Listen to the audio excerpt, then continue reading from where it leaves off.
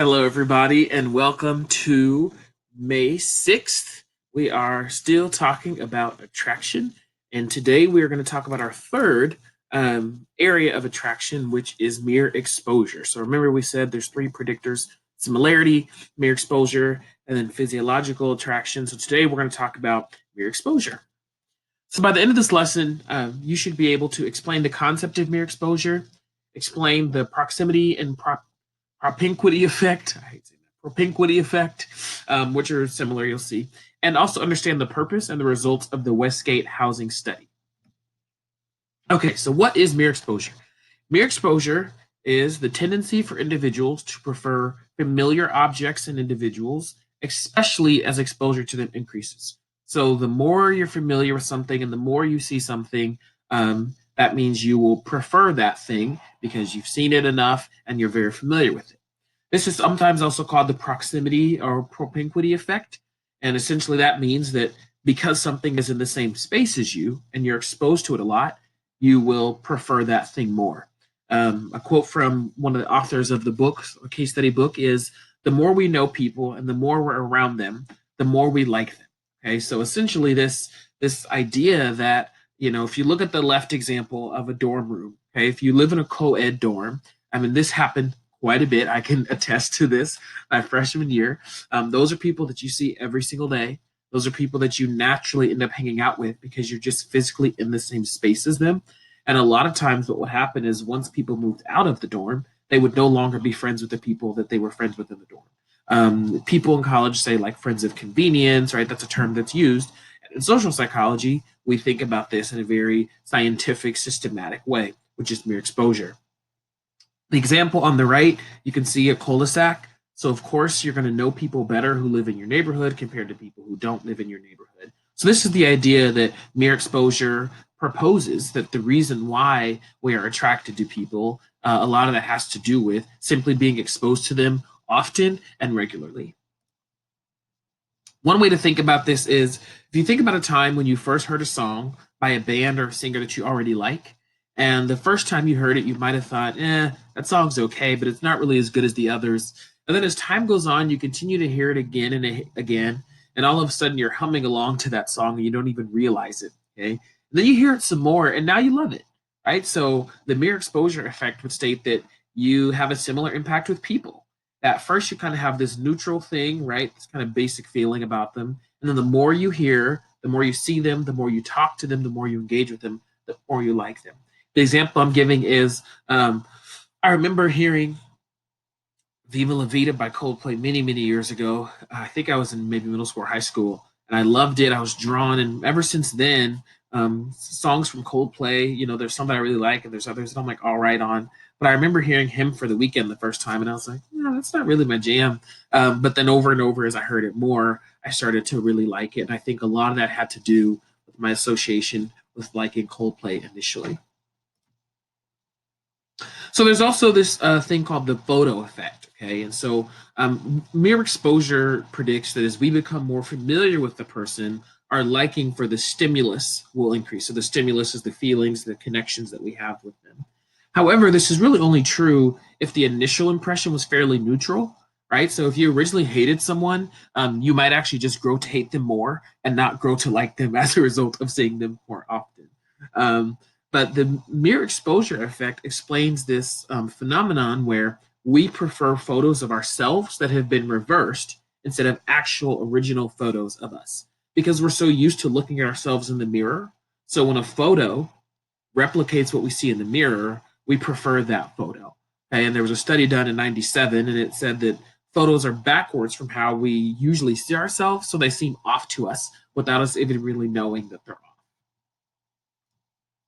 Okay, so the big study, and if you want, there's probably YouTube videos and all kinds of resources on this that I'll link below for enrichment, but I'll give you the basics. The Westgate housing study was done at MIT in 1950 by a doctor goes by Festinger, and essentially the question was, does exposure by itself influence attraction between humans? So that was the overall question they were trying to find out, was by simply being exposed to people over and over and over, could that in fact influence attraction?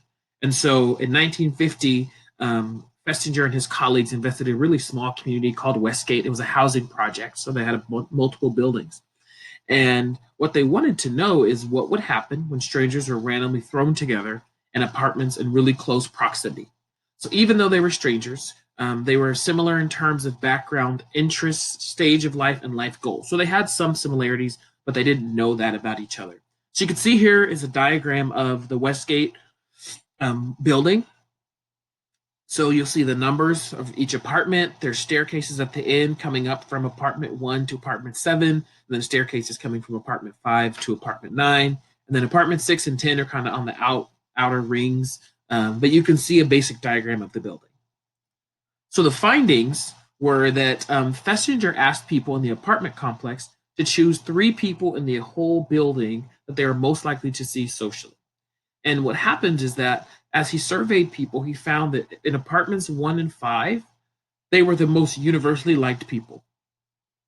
And if you look at the location of apartment 1 and 5, it actually makes a lot of sense why they would be most liked. First of all, you can see that anyone who has to go up to the second level, whether you're in 6, 7, 8, 9, or 10, that's 5 apartments, you have to pass through either apartment 1 or apartment 5. So you can see you're going to consistently have those social interactions because you're constantly passing through, as well as, let's say 7, 8, and 9 get home at the same time. They all pass up through 5 at the same time. And so you can kind of see, 7, 8, and 9. 7 and 8 are going to pass through 1, 9 and 7 are going to pass through 5. But you're building like community, that's a hot spot, okay? People in apartments 6 and 10 were most universally liked the least. Or people said, we just don't know them, okay? And look at where their apartments are. Their apartments are isolated from their neighbors all the way in the corners. If you need to go to 9, 8, or 7, you don't have to look at 6 or 10. And if you're on the bottom floor, you certainly don't have to look for 6 and 10. If you want to think about people who may know 6 and 10, 6's only option is 7 and 1, and then 10's only options are 9 and 5. So you can see the differences there between the connection from 1 and 5 to everyone else, and the disconnection between 10 and 6 to everyone else. And so this study was done in multiple buildings, right? Because they didn't want to say, well, maybe the people in 1 or 5 are just nice. So they replicated the study, and the results were the same every single time.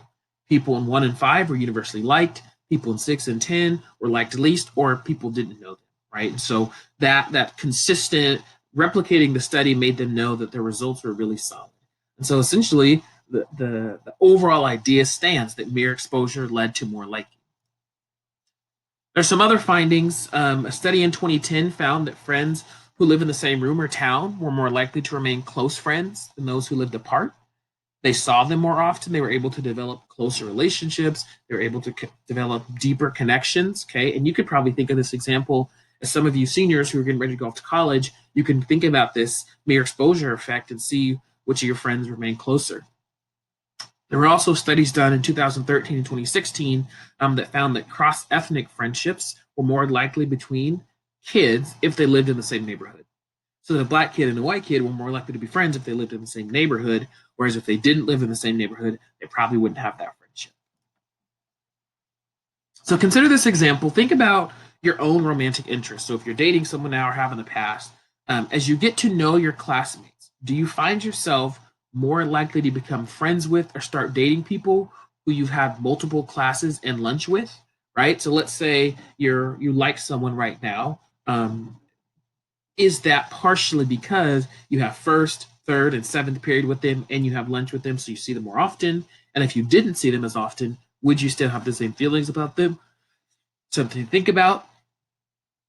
A popular social pop culture example is Brad Pitt and Angelina Jolie, right? They would have never become a couple likely if they didn't get to know each other during Mr. and Mrs. Smith. So when they filmed that movie together, that's kind of where Brad Pitt said, this is when I knew this was someone I had to be with. And poor Jennifer Aniston, who's there in the middle, was she was the result. She lost out as a result of that film being made. So the main idea is that increased exposure typically leads to increased liking. And we call this phenomenon mere exposure. And when this happens to people due to space, right? When space is the reason, we call that the proximity effect or the propinquity effect. So that's the main idea behind mere exposure. And that is indicator of attraction number 2. Tomorrow we will talk about physiological arousal. and then we will close on this topic.